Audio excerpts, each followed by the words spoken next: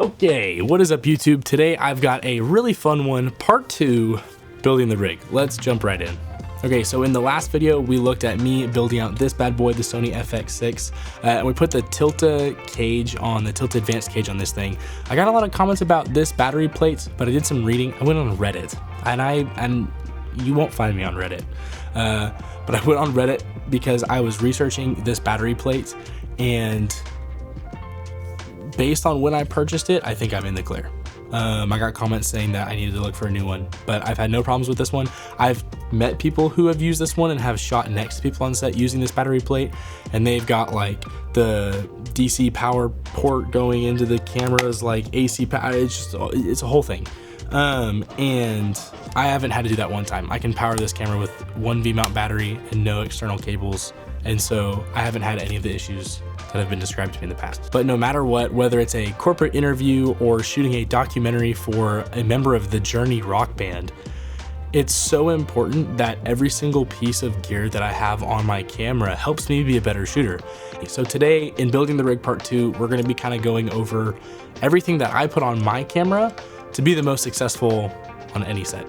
Now, the way I rig my FX6 definitely depends on what we're shooting, and if I'm shooting a handheld documentary or something verite, it's gonna look very different than a corporate interview. So I think we're gonna start out by looking at how I would build this camera for a corporate interview. This camera, we're gonna be shooting for, we're doing an 8-hour day in 1 or 2 setups, and this camera is just gonna be on sticks the whole time. It's really important that it's compatible with other cameras, that they can talk to each other. It's important that the DP can see this feed, etc, etc, etc. To start off rip, I pretty much just have the audio handle on this camera at all times. It's where I mount the LCD screen for this FX6, and we looked at that a little bit in the last video too.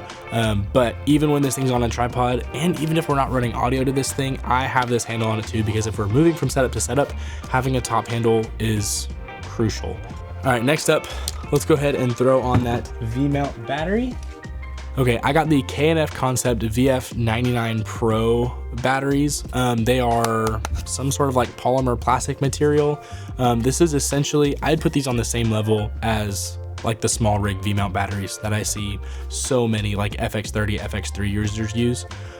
They are consumer for sure. These are not necessarily prosumer film set, like pro feature film, even really feature documentary V-mount batteries. I would step it up with these for sure. But the whole front screen is this like plastic cover, and I just foresaw it getting scratched super bad, and from what it is already, it kind of already is. So I threw these like Velcro patches, just kind of cut them out to the shape of the front, so I can stick patches and things on the front of my batteries, which is a ton of fun. So we're gonna go ahead and throw this guy on. Boom, slap that patch on the back, boom, ready to shoot. Okay, next thing we would do for an interview setup is glass. I personally use the Sirui Vision Prime Cine lenses, and these things are awesome. They're pretty brand new as far as glass goes, and so I don't know a lot of people who have these, but when I tell people that I have them, they're always like, they ask me a ton of questions. I love these things. They're super sharp. Dedicated video coming out for these soon, so keep an eye out for that. That was an awesome sound. Ooh.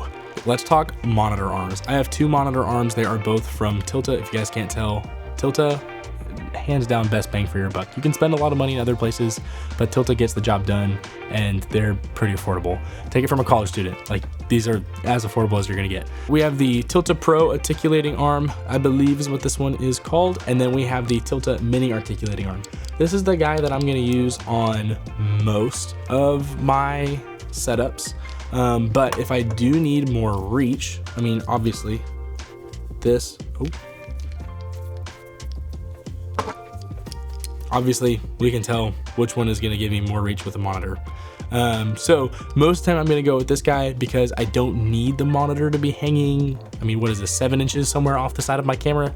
But if I ever do, this guy, I've used it on a handful of sets, and I would rather have this arm and not need this arm than need this arm and not have this arm. Arm, boom, right here. And then my monitor, y'all, if we're talking budget monitors for video setup, there's nothing better than this Viltrox DCX2. I picked this thing up for less than $300, and you can't get what people would say is a top shelf video monitor, onboard video monitor, for less than, I feel like, $800, $900, which realistically is an upgrade that I will probably make to this rig at some point. But for now, the FX6 has one HDMI out and one SDI out, and this is an HDMI only monitor. And on professional film sets where SDI goes to a video monitor or something like that, like an external wireless transmitter, I need to make use of every single port possible. So having an HDMI exclusive monitor honestly isn't really a bad deal. So we have an HDMI in, an HDMI out. We also have a USB port down at the bottom. We have USB-C in, so we can take power from USB-C. We also have a DC in with a barrel input. And we have a battery mount on the back. So with just the MPF batteries. So this monitor, hands down, we have so many different ports that I haven't seen on any other monitors under $300. And I've used the little like Atomos Shinobis. Don't buy the Atomos Shinobis. They're not worth it. They're maybe a little bit lighter than this because this is like metal. Maybe it's not metal. Maybe it's just really nice polymer and I've been gaslit to believe that it is metal. Does that sound metal? It's totally plastic, isn't it? Well, okay, regardless, I have absolutely nothing bad to say about this thing. False color, focus peaking, zebra, waveforms, histograms. If you name it, it's got it. So I thread that guy on top of this Tilta monitor arm. I do not put the side handle on when I'm doing things with this FX6 on a tripod. I don't think having the side handle on makes very much sense, especially because in a controlled environment where I'm doing an interview, I can roll camera from this record button right here. If I really wanted to, I can reach the top handle. 90% of the time though, I'm rolling from the side of the camera right here in an interview environment. Okay, next up, let's talk cabling for the FX6. Like I said, with our Viltrox DCX2, we have a USB-C powered DC in, which we're gonna take full advantage of. This is gonna come out of our battery plate and then HDMI, because I wanna see what we're looking at. Anyway, HDMI port comes out of the back of the camera right here. I have one of the Condor Blue stretchy cables. And so, y'all might not be able to see what I'm doing, but trust that something big is in the works. Oh, hold on. Boom. All right, just like that, you can see going out here, kind of looping around the front of the arm. There we go, there's a good shot. Coming back around, down into the bottom of the FX6, and I've got USB-C cable. When I bought the FX6, this is one of the ones that was just in the box with it. But I bought my camera used from Lens Rentals, and just like a lot of USB-C cables came in the box, which I'm very thankful for. Lens Rentals, please don't upcharge me randomly because you didn't mean to send me so many USB-C cables, but there's no way y'all meant to send me that many USB-C cables. All right, so I'm just gonna briefly explain to you guys how I kind of plug this in. Here's the cable. I don't know if you guys can see that right here, kind of coming out of the monitor. It's looped around the outside of the monitor. Again, cable management, like I said, it's kind of a big deal for me. But we're going around, down, and then we're actually going in between. I don't know if y'all can kind of see right here, in between the back, these gaps in the battery plate, into the side of this Tilta plate. And you can see the little light is glowing. All of our power is coming from one place. If we had AC, we would obviously be drawing power from there. And I'm still unobstructed on this top handle. So I can reach in here, I can grab this top handle, even with the monitor completely connected, cabled. We've got video signal and we've got power. I can run and gun with this thing all day long. Last thing I kind of forgot to mention, Tilta dovetail, 10 inches, 8 inch. I think this is a 10-inch dovetail. I have a tape measure. 10-inch dovetail. Dovetail on bottom of camera. Basically, all this does is it just gives us more longevity on how far we can balance on a tripod. But this is how I would do any sort of interview setup. Are y'all ready for me to absolutely rock your world? This is the difference between handheld, documentary, and corporate interview. Ditch the bridge plate, add the side handle, boom. We are ready to go shoot Journey concerts, just like that.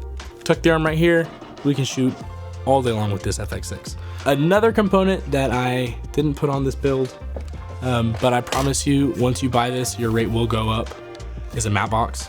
Y'all, this is like a $50 matte box from KNF Concept, but it has two 4x5.65 filter trays. Other matte boxes for this price point, I'm just gonna say, they only had one filter tray. What do you need? Flag, got a flag, filter trays, and we've got filter trays. Everything you could ever need out of a matte box.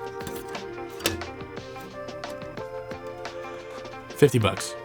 Okay, guys, I shot for way too long, and I'm not gonna use probably half of this, but that is it. That is my Sony FX6 for interview setups, but also handheld dock shooting.